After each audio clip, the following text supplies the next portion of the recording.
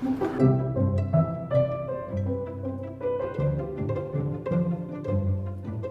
name is Billipp. Along with my husband, I run Eddy Farm in Newington, Connecticut. We grow cut flowers, vegetables, we run a farm stand, and we participate in the Connecticut Flower Collective.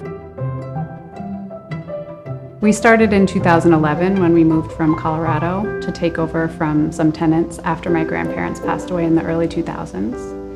And at this point, we have anywhere between 7 and 10 employees at any given time. And our season runs pretty much from February until the end of November. The year starts with all the seed ordering throughout the summer and the fall. In the fall, we plant all the crops that will be overwintered. And then in November, we begin the cleanup process. And then in January, we begin seeding new crops for the next year. In February, we plant out our ranunculus and anemones in our greenhouse. And then as the spring begins, we start harvesting flowers in April.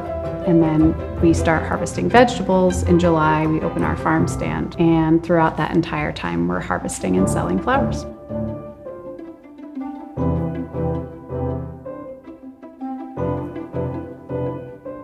The Connecticut Flower Collective is a group of cut flower growers in Connecticut. We get together once a week, sell flowers to our wholesale clients through pre-orders, and then we also bring flowers to the market. So it's essentially a private farmer's market for wholesale customers that happens once per week. It started in 2019 with probably 7 or 8 grower members and maybe 20 buyer members. And now we're at over 30 grower members and well over 100 buyer members.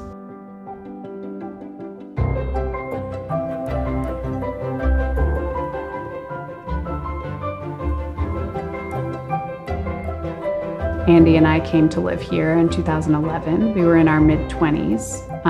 We kind of threw everything we had at the farm, so we did not necessarily have a plan starting out. We just grew everything we could possibly think of. As far as being an entrepreneur, I simply am doing what I'm being pulled to do at any given time. So in terms of my business, I'm looking very carefully at what is making money and is profitable to me, and also what is not terribly unpleasant to do. And somewhere in between those two is generally the direction that I'm taking from year to year. Farming is really different every single year. I haven't had one year that's like the last one. The weather changes every year. My ability to predict necessarily what I'm going to have in terms of crops changes year to year, and markets change from year to year. So increasing the predictability of any one of those things is very helpful.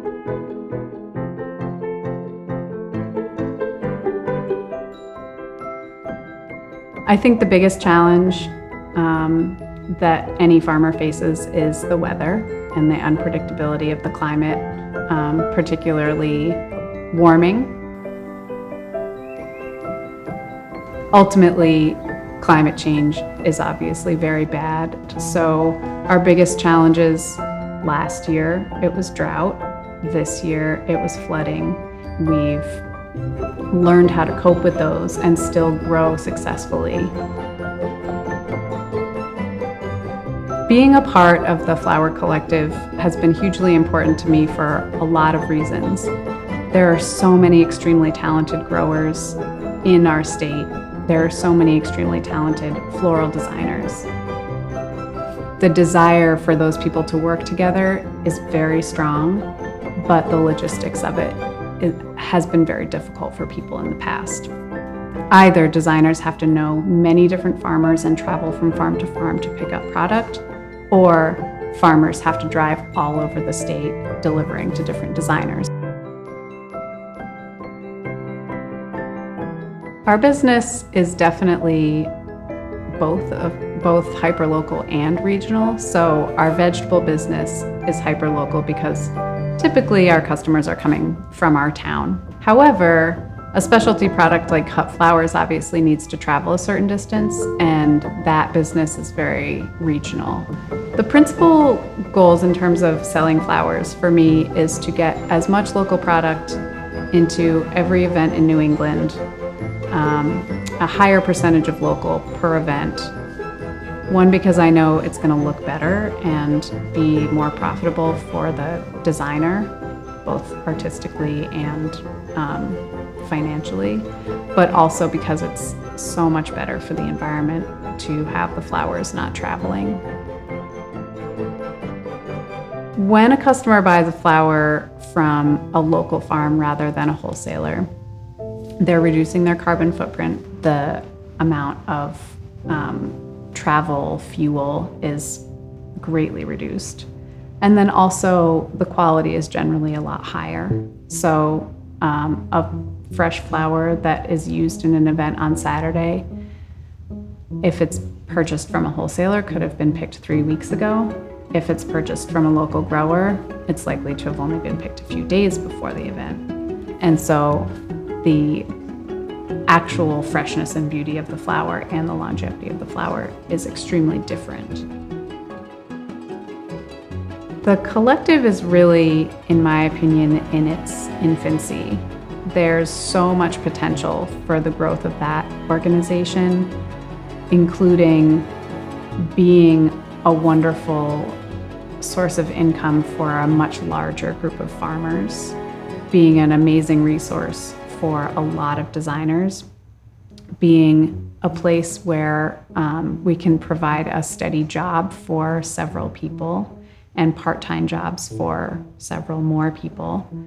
One really amazing thing about it is the cooperative factor. Everybody is working towards a common goal, which is to put those flowers out in the world, and members get out of it what they put into it.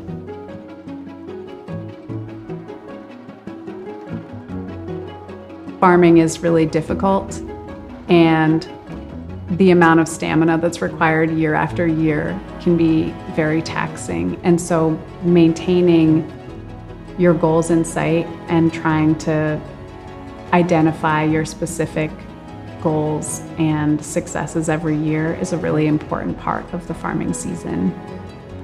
The end of the summer for me is a great time to do that, to assess if I'm getting where I would like to be, if I'm living the way I would like to live, if I'm content but also inspired by my work, and making sure that you stay on top of that and don't get into the weeds, not to put too fine a point on it, is the most important thing that I think I've learned in the last 10 years.